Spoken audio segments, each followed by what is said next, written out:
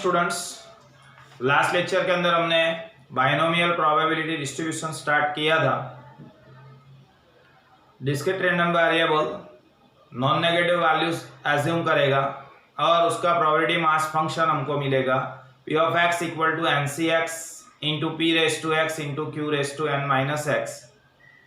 तो यहाँ पे random variable x binomial probability distribution को फॉलो करता है, ऐसा कहेंगे। ठीक है। उसका एक सम मैंने बोर्ड पे कराया था क्लास वर्क में, और एक सम एग्जाम्पल नंबर 2 आपको मैंने होमवर्क में दिया था। अब आज एग्जाम्पल नंबर 3 से आगे देख रहे हैं। Comment of the following for binomial distribution, mean is 7 and variance is 11।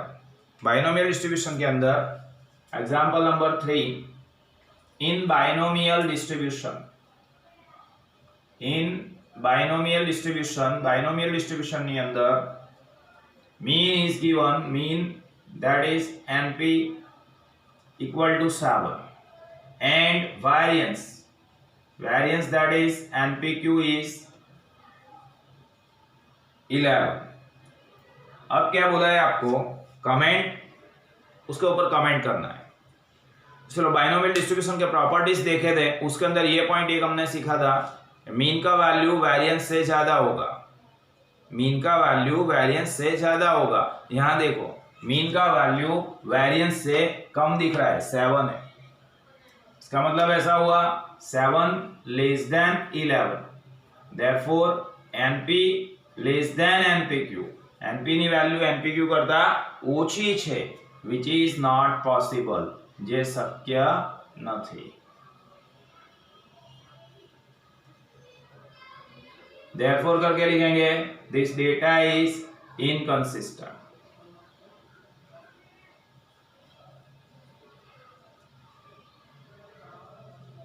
ये जो डेटा आपको दिया हुआ है ये इनकंसिस्टेंट है। क्यों? क्योंकि मीन की वैल्यू हमेशा वेरिएंस से ज्यादा होनी चाहिए।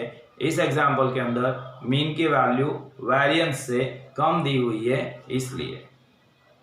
Now example number 4, ratio of the probability of 3 success in 5 independent trials, 3 success in 5 trials to the probability of 2 success in 5 independent trials। Total independent trials दोनों केसेस के अंदर 5 है। कैसे पता चला? हमने पढ़ा तो पता चला। Ratio of the probability of 3 success in 5 independent trials, मतलब टोटल ट्रायल्स 5 थे, to the probability of 2 success in the 5 independent trials, 2 success 5 trials के अंदर, is 1/4। ठीक है। सबसे पहले तो ये बाइनोमियल डिस्ट्रीब्यूशन का एग्जांपल है, इसलिए लिखना पड़ेगा हमको इन बाइनोमियल डिस्ट्रीब्यूशन। बाइनोमियल डिस्ट्रीब्यूशन के अंदर P of capital X equal to small x, that is P of x। तो ये P of x का फॉर्मूला क्या मिलेगा? NCx into p raise to x into q raise to n minus x, ऐसा formula मिलेगा। अब आपको ratio दिया हुआ है, किसका रेशियो दिया है? 3 success in 5 trials to the probability of 2 success in 5 trials. इसका मतलब टोटल ट्रायल्स n आपको 5 दिए। ठीक है। अब पहले वाले पार्ट के अंदर क्या था, फिर से पढ़ रहा हूं, 3 सक्सेस इन 5 ट्रायल्स, इसका मतलब P of x equal to 3 मिलेगा। रेशियो है इसलिए divide by 3 success in 5 independent trials to the probability of 2 success in 5 independent trials, 2 success, that is P of x is 2। ये जो रेशियो है ये आपको दिया हुआ है 1/4 दिया हुआ है। चलो तो ये वाला फॉर्मूला, n की वैल्यू 5 रखना है, x की वैल्यू 3 रखना है ये फॉर्मूले के अंदर। तो 5c3 into p raise to x, that is p raise to 3 into q raise to n minus x, that is 5 minus 3, तो 2 मिलेगा। डिवाइड बाय n की जगह पे 5 लिखना है और x की जगह पे 2 लिखना है।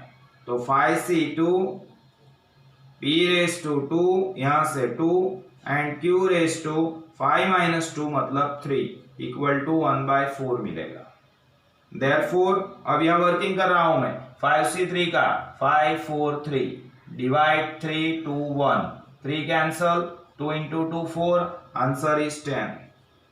p 3 टाइम्स है और नीचे p 2 टाइम्स है इसलिए p ऊपर रहेगा 1 टाइम बचेगा। ठीक है, अब 5c2 का 5 4 डिवाइड 2 1 2 into 2 is 4 तो आंसर मिला 10।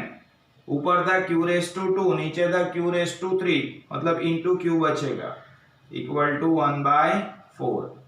नेक्स्ट स्टेप में क्या कर रहा हूं 10 10 कैंसल हो गए, यहाँ पे p दिख रहा है तो p एज इट इज लिखेंगे डिवाइड बाय q तो q की जगह पे हम लिखेंगे 1 माइनस p इक्वल टू 1/4। अब क्रॉस मल्टीप्लीकेशन इसको इधर मल्टीप्लाई इसको इधर मल्टीप्लाई करें 4 into p is 4p equal to 1 into 1 is 1 1 into p is p minus 5p transfer करने से प्लस 5p मिलेगा equal to 1। So 4p plus p that is 5p equal to 1 so p is 1/5 p ની value 1/5 મળી। Ratio दिया हुआ था p of x equal to 3 divide by p of x equal to 2 n की जगह पे 5 लिखे x की जगह पे 3 और नीचे वाले में n की जगह पे 5 लिखे x की जगह पे 2 लिखे और उसको सिंप्लीफाई किया सादू रूप આપ્યું એનું। ઠીક છે, p ની વેલ્યુ 1/5 મળે છે so q equal to 1 minus p that is 1 minus 1/5 5 into 1 5 minus 1 is 4 तो आंसर हमको मिला q का 4/5। q का आंसर क्या मिला 4/5। अब आगे देखते हैं, दो वैल्यू हमको मिल गई। कौन सी दो वैल्यू मिल गई p ની वैल्यू मળી गई जो है रे बेटा 1/5 एंड दूसरा q का वैल्यू भी मिल गया p एंड q दो वैल्यू मिल गई। अब आगे क्या फाइंड करना था आपको, देखो what is the probability of 4 success in 6 trials. 4 success in 6 trials इसका मतलब ऐसा हुआ n इक्वल टू 6 लिखना है और x इक्वल टू 4 लिखना है और यहाँ एरो करके लिख दूंगा probability of 4 success in 6 trials that is p of 4 find करना है। अब n की जगह पे 6 लिखेंगे so 6c4 into p raise to x तो p आपको मिला था 1/5 raise to 4 and q raise to n minus x तो q कितना है 4/5 है 4/5 रेस टू 6 माइनस 4 तो 6 माइनस 4 मतलब 2 रहेगा। 64 का वर्किंग याद रखो 64 और 62 सेम होगा 6 में से 4 माइनस करने से 2 मिलता है इसलिए 6 into 5 डिवाइड 2 into 1 2 into 3 करने से 6 मिला तो आंसर मुझे मिलेगा 15 into 1/5 रेस टू 4 5 को 4 बार मल्टीप्लाई करना है 5 into 5 25 25 into 5 125 एंड 125 into 5 तो 625 होगा। इसी तरह से स्क्वायर ऑफ 4 16 स्क्वायर ऑफ 5 5 को 2 बार मल्टीप्लाई करेंगे 25 मिलेगा 5 5 जा 25 एंड 5 3 जा 15 5 तरी 15 અને પાછું 25 થશે। नाउ मल्टीप्लाई कर दो चलो 3 into 16 करना है तो 16 into 3 48 मिलेगा divide by 625 into 5 so 625 multiplied by 5 करने से 3125 मिलेगा। हो गया तो फाइनल आंसर 48 डिवाइड बाय 3125। समझ गए? तो सबसे पहले p एंड q फाइनल किया, p एंड q फाइंड किया, उसके बाद probability of 4 success in 6 trials दिया हुआ था तो n की जगह पे 6 लिखे और x की जगह पे 4 लिखे। एग्जाम्पल 5 देखो, 5th एग्जाम्पल, ये भी ऑलमोस्ट इसके जैसा ही है लेकिन मैं बोर्ड पे कर रहा हूं। With usual notations find p, p का वैल्यू आपको फाइंड करना है, सॉरी यस हाँ वही है। With usual notations find p, usual notation से p फाइंड करना है। For a binomial random variable if n is 6, n आपको 6 दिया हुआ है, इन बाइनोमियल डिस्ट्रीब्यूशन पहले लिख देते हैं, in binomial distribution n is given, n आपको 6 दिया है। उसके बाद p का वैल्यू फाइंड करना है, लेकिन p of x equal to 4 equal to p of x equal to 2 ऐसा दिया हुआ है आपको। ठीक है, समझ गए? चलो, p of x equal to small x that is p of x। तो p ऑफ x का formula ncx into p raise to x into q raise to n minus x ऐसा लिखेंगे। अब n की जगह पे 6 लिखना है और x की जगह पे 4 लिखना है, x की जगह पे 4 लिखना है। तो ऐसा मिलेगा 64 p raise to 4 and q raise to 6 minus 4 मतलब 2। इसी तरह से सामने वाली साइड n की जगह पे हम 6 लिखेंगे और x की जगह पे 2 लिखेंगे। तो 6c2 हुआ इंटू p रेस टू 2, यहां से 2 into q raise to 6 minus 2 that is 4। अब 64 का वर्किंग करते हैं। मैंने बताया था 64 एंड 6c2 दोनों इक्वल होगा, 6 में से 4 माइनस करने से 2 मिलता है इसलिए। तो 64 का वर्किंग 62 जैसा ही होता है, 6 into 5 divide by 2 into 1, so 2 into 3 is 6। तो आंसर मुझे मिला 15। ठीक है, आंसर 15 मिलेगा। ये 64 का answer 15, p raise to 4 q raise to 4। इसी तरह से 62, तो 62 64 दोनों का आंसर सेम ही रहने वाला है, यानी यहाँ भी 15 लिखेंगे, p square q raise to 4। अब यहाँ 15 15 दो साइड पे दिख रहा है, कैंसिल हो जाएगा। देखो ऐसा करते हैं, 15 p raise to 4 divide by 15 p raise to 2। ये जैसा था वैसा लिखा, इसको नीचे लेके आए, equal to q raise to 4 divide by q raise to 2। ठीक है, next step 15 15 cancel, p raise to 4 by p raise to 2 तो p स्क्वायर रहेगा। इसी तरह से q raise to 4 divide by q raise to 2, इसका मतलब q स्क्वायर रहेगा। अब दोनों साइड पे क्या दिख रहा है? Square, p square equal to q square, तो दोनों साइड पे स्क्वायर दिख रहा है तो हम स्क्वायर निकाल देंगे। तो p इक्वल टू क्या लिख सकते हैं? q। नाउ q की जगह पे 1 माइनस p लिख देंगे लास्ट में। p कौन से साइन में? माइनस, इधर ट्रांसफर करके लाऊंगा प्लस हो जाएगा, तो p plus p equal to 1। So p plus p का मतलब होगा 2p equal to 1, therefore p is 1/2। तो p का वैल्यू हमको फाइंड करना था, 1/2 मिल गया इस तरह से। ओके, दिख रहा है? Example number 3, example number 4 and example number 5 तीन सम्स मैंने बोर्ड पे किए हुए। वीडियो को पॉज करके इतना लिख दो, मैं आगे पढ़ाऊंगा।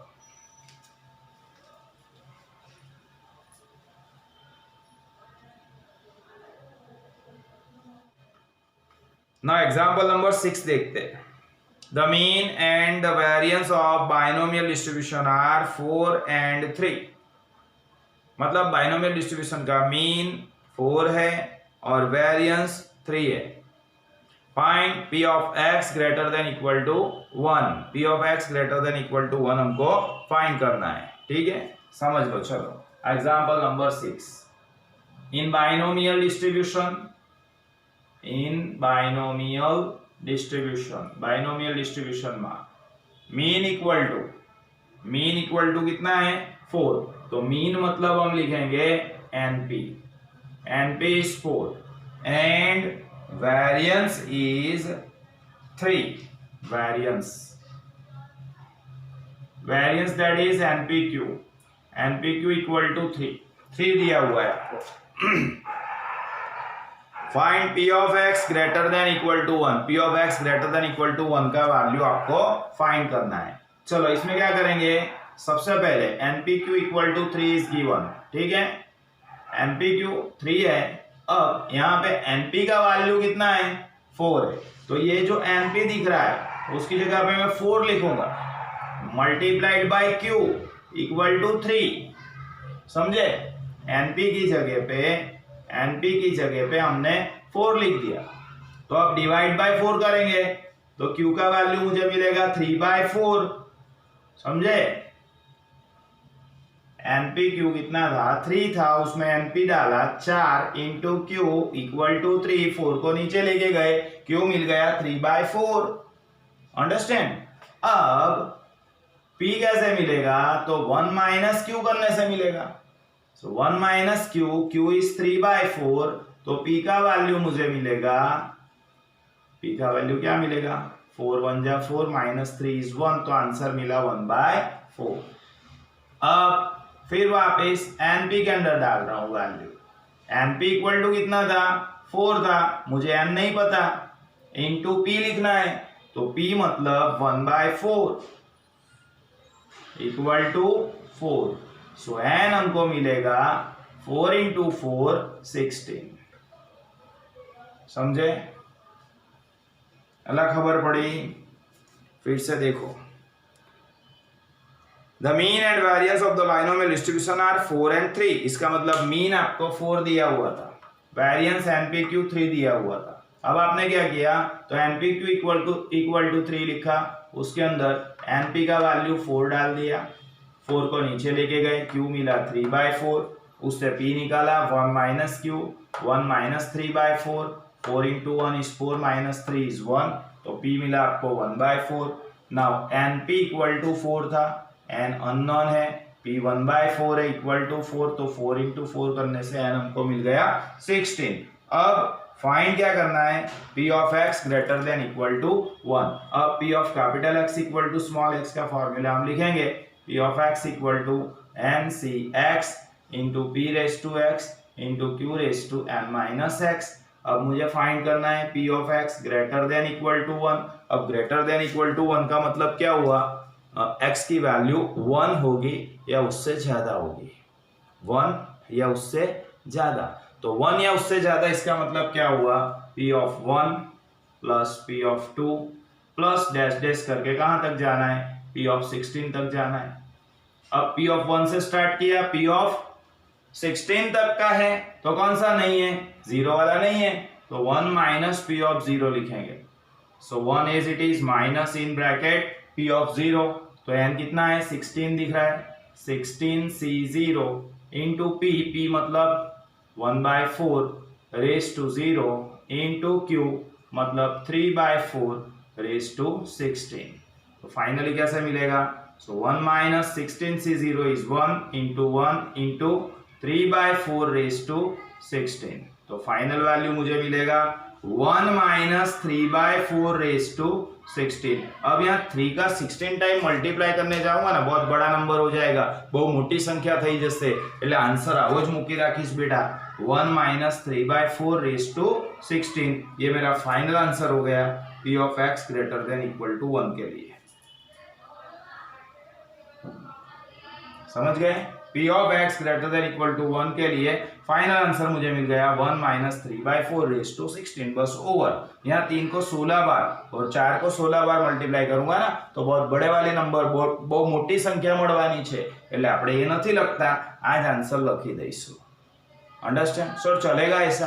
दौड़ेगा, रोड पे रखो उड़ेगा। हाँ ठीक है, चलो आगे देखते हैं। Example number 7, find the number of ptosis. Number of ptosis find करना है। Example 7, number of tosses of a coin. Coin को कितनी बार टोस किया वो हमको फाइंड करना है, मतलब n फाइंड करना है। ठीक है, आगे देखते हैं। Find number of tosses of a coin that are needed so that the probability of getting at least one head being 0.875. Probability for at least one head का प्रोबेबिलिटी आपको दिया हुआ है, कितना दिया हुआ है? 0.875 दिया हुआ है। दिख रहा है बराबर? 0.875 दिख रहा है। ओके ओके, चलो देखो, find the number of ptosis, coin कितनी बार टोस किया वो फाइंड करना है। सबसे पहले यहाँ पी लिखेंगे हम, प्रोबेबिलिटी फॉर हेड, हेड की प्रोबेबिलिटी, तो हेड की प्रोबेबिलिटी रहेगी 1/2। सो किस रीते लाया, एक कॉइन हम टॉस करते हैं तो दो आउटकम्स मिलते हैं, हेड एंड टेल, तो हेड का प्रोबेबिलिटी कितना लिखेंगे 1/2, वेरी सिंपल। ठीक है, 1/2 जो दिया हुआ है आपको, तो 1/2 को डिवाइड कर दो, 0.5 मिलेगा। सर इसके पहले वाला सम है उसके अंदर तो आपने 1/2 लिखा था, उधर पॉइंट वाला वैल्यू दिया नहीं हुआ था ना बेटा, यहाँ पे पॉइंट वाला वैल्यू तुझे दिया हुआ है 0.875, इसलिए इसको भी पॉइंट में ट्रांसफर किया। अंडरस्टैंड, ठीक है ना। चलो आगे देखते हैं, Q का वैल्यू, Q कैसे मिलेगा, 1 minus P, that is 1 minus 0.5, answer is 0.5।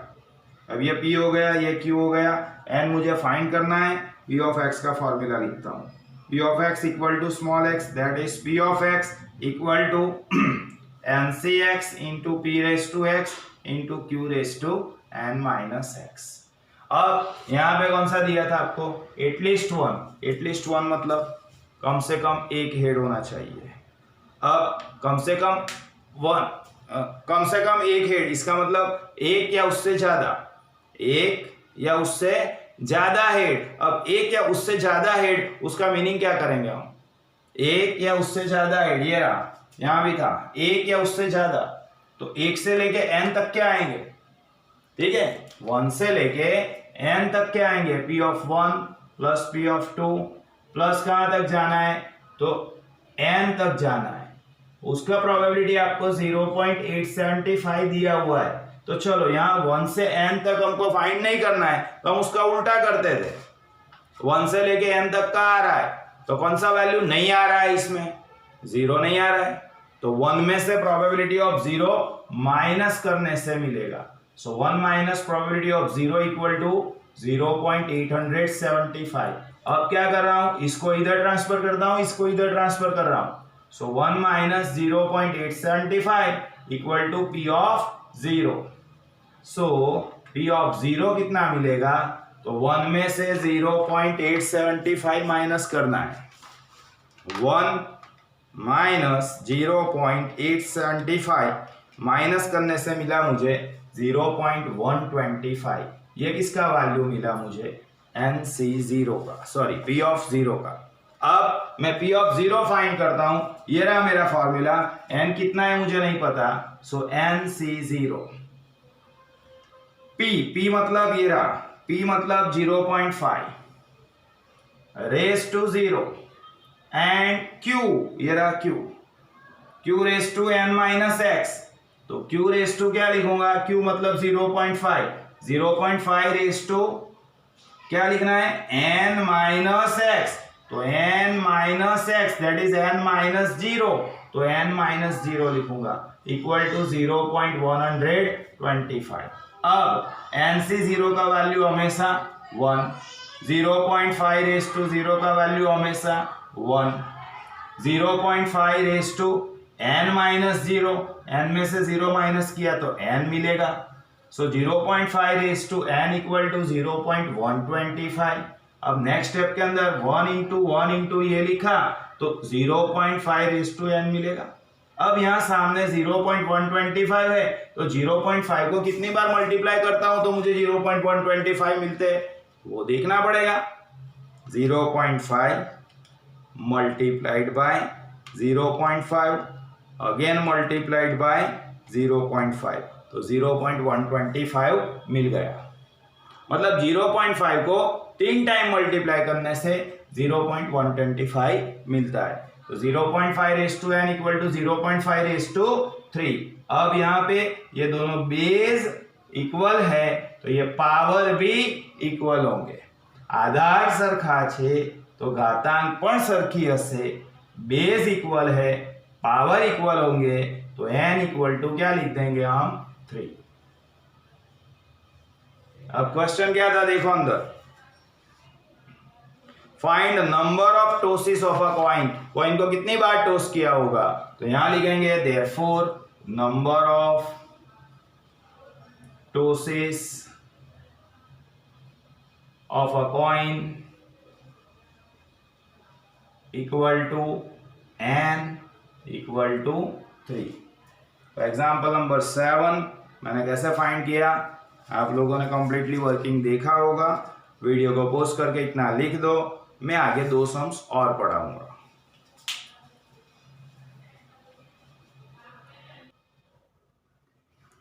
Now example number 8, assume that half of the population is vegetarian। half of the population is vegetarian, इसका मतलब ऐसा कि अगर पॉपुलेशन में से किसी एक बंदे को लेंगे और वो वेजिटेरियन होगा, उसकी प्रोबेबिलिटी 1/2 मिलेगी। क्यों? अंडरलाइन कर दो, हाफ, हाफ એટલે અડધું, right. assume that half of the population is vegetarian so that the chance of an individual being a vegetarian is 1/2। तो यहाँ पे चांस ऑफ लिखा है, मतलब प्रोबेबिलिटी आपको दी हुई है, इसको P लिखेंगे। Example number 8, P equal to probability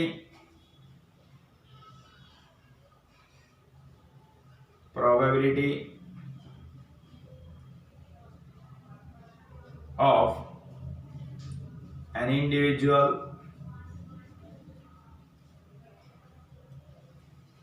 being a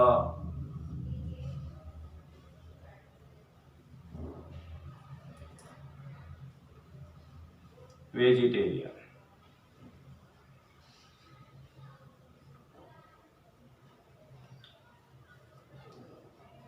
कोई एक व्यक्ति वेजिटेरियन होगा, उसकी प्रोबेबिलिटी 1/2 हाफ दिया था, या डायरेक्टली यहाँ पे दे दिया है 1/2। एज्यूम दैट 100 इन्वेस्टिगेटर्स, तो ये 100 का भी कुछ काम नहीं है, वो बताता हूँ बाद में। 100 investigator each take a sample of 10 individuals, 10 individuals का सैंपल लिया है उसने, इसका मतलब n आपके पास 10 है। और इन्वेस्टिगेटर એટલે संशोधको, इन्वेस्टिगेटर्स कितने थे? 100। ठीक है, इसको मैंने अलग से लिखा है। 10 individuals to see whether they are vegetarian। how many investigator, यहाँ पे आपको प्रोबेबिलिटी फाइंड नहीं करना है, यहाँ पे आपको क्या फाइंड करना है? कितने इन्वेस्टिगेटर ऐसे हैं, how many investigators would you expect to report that 3 people or less were vegetarian। ऐसा कितने इन्वेस्टिगेटर है जो हमको बताएंगे कि 3 लोग या उससे कम लोग वेजिटेरियन है। तो हमको प्रोबेबिलिटी फाइंड नहीं करना है, हाँ प्रोबेबिलिटी तो फाइंड करेंगे ही, लेकिन फाइनली हमको नंबर ऑफ इन्वेस्टिगेटर बताना है। तो इसलिए मैंने नंबर ऑफ इन्वेस्टिगेटर यहाँ पे साइड पे लिख के रखा है। प्रोबेबिलिटी का मेरा जो वैल्यू आएगा उसको मल्टीप्लाइड बाय टोटल इन्वेस्टिगेटर कर दूंगा, तो इतने इन्वेस्टिगेटर्स आंसर में मिल जाएंगे। How many investigators would you expect to report that 3 people or less. चलो यहां लिखता हूं, 3 people or less are vegetarian, वे आर वेजिटेरियन।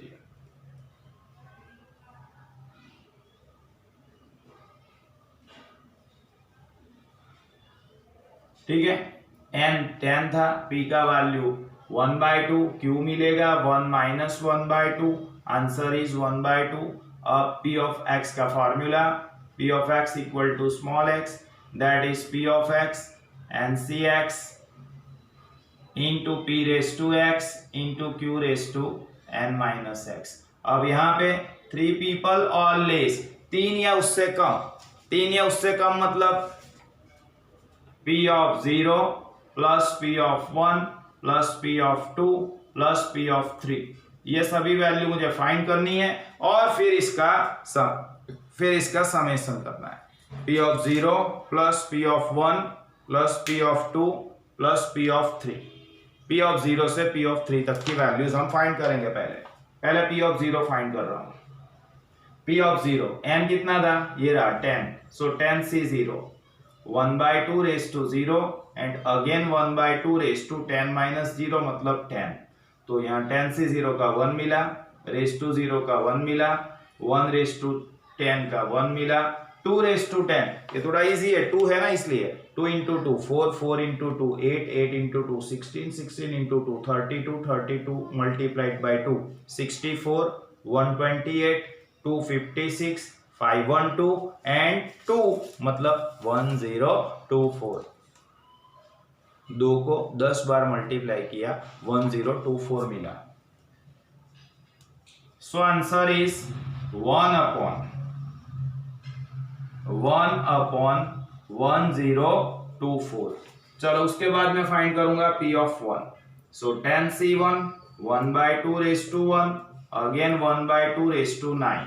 तो 10C1 का इधर साइड पे कर रहा हूं 10 इंटू 9 2 इंटू 1 2 5 9 तो 45 value 1/2 into 1/512। So answer is 45/1024। P of 2 that is 10C2। एक मिनट यहाँ पे गड़बड़ 10C1 है ना यहाँ, तो ये 10C1 का 10 रहेगा, गलती से हो गया ये। Answer is 10/1024। 10/1024। अब 10C2 1/2^2 एंड 1/2^8। तो 10C2 का वर्किंग ये रहा, आंसर मिला 45 into 1/4 into 1/2 into 2 4, 4 into 2 8, 16, 32, 64, 128 and 256। तो 256 answer is 45/1024। Now P of 3। P of 3 is 10C3 1/2^3 1/2^7।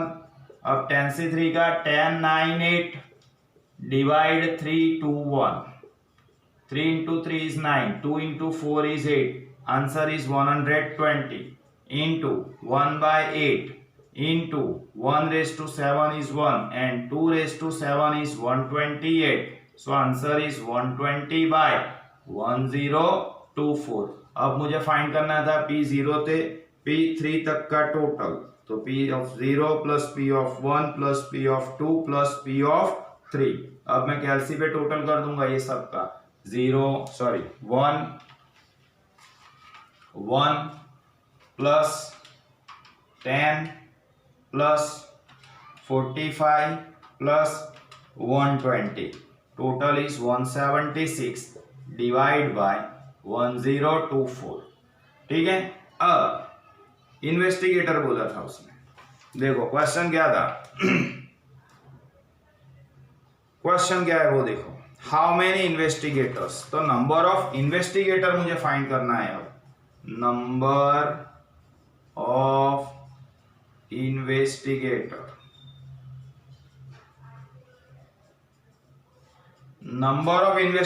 Find करना है। टोटल इन्वेस्टिगेटर कितने थे, तो 100 इन्वेस्टिगेटर्स थे। तो ये रहा 176 डिवाइड बाय 1024 मेरा प्रोबेबिलिटी आया, इंटू 100 करूंगा। अब कैलसी का काम है, 176 इंटू 100 किया तो 17600 मिला, डिवाइड बाय 1024 करेंगे, 1024 से डिवाइड करेंगे तो 17.1875 मिलेगा, 70.1875। अब इन्वेस्टिगेटर कोई व्यक्ति होता है, ઇન્વેસ્ટિગેટર એટલે સંશોધક એક માણસ છે, પોઈન્ટ વાળું ન આવે એટલે આવશે 17 લખીશું બેટા in bracket approx,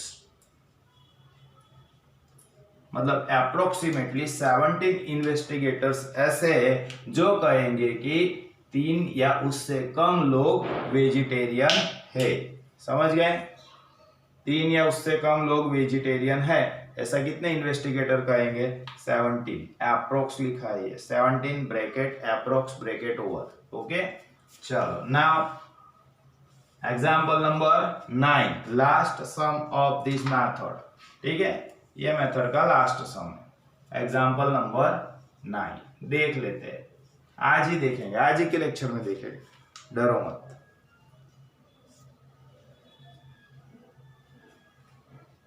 okay example number 9, A merchant's file of 20 accounts contains 6 delinquent and 14 non-delinquent accounts. An auditor randomly selects 5 of these accounts for examination. What is the probability that the auditor find exactly 2 delinquent accounts? यहाँ delinquent and non-delinquent दो type के accounts दिए हुए, total 20 accounts थे जिसमें 6, देखना अंदर, 6 delinquent and 14 non-delinquent accounts है. एग्जाम्पल 9. तो सबसे पहले ये फर्स्ट सेंटेंस लिख रहा हूं मैं, 6 delinquent and 14 non-delinquent accounts.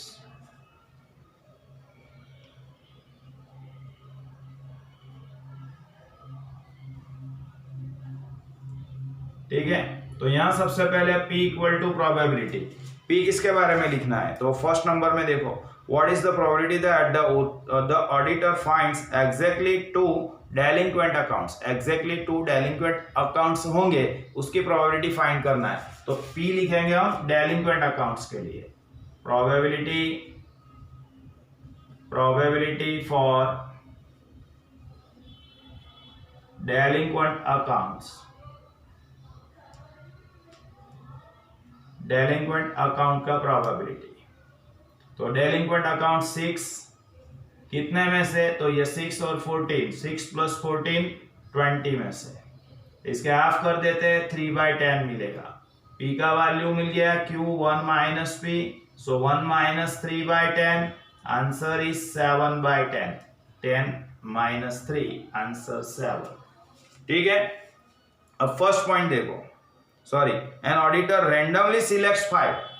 Auditor ने 5 अकाउंट सिलेक्ट किए, तो एन हम लिख देंगे 5. एन कितना लिखेंगे?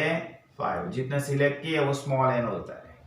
P of capital X equal to small x, that is P of x and CX into P⁻x into Q⁻n-x.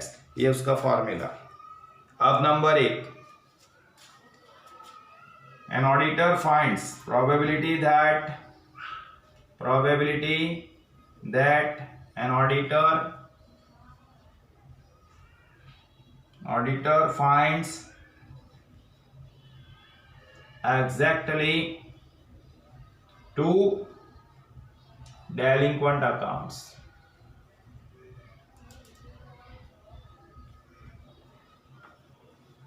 चलो, एग्जैक्टली 2 का मतलब P ऑफ 2 फाइंड करना है आपको, उससे कम नहीं उससे ज्यादा नहीं, एग्जैक्टली 2 अकाउंट्स.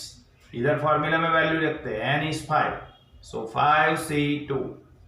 P मतलब 3/10, 3/10 रेज टू 2 एंड Q मतलब 7, 7/10 रेज टू 5 - 2 मतलब 3. तो 5C2 का working 5 4 divide 2 1, square of 3 is 9, square of 10 is 100. 7 3 times, 7 को 3 टाइम्स मल्टीप्लाई करना है. 7 × 7 × 7, आंसर इज 343. एंड 10 × 10 × 10 1000. ठीक है, 2 ×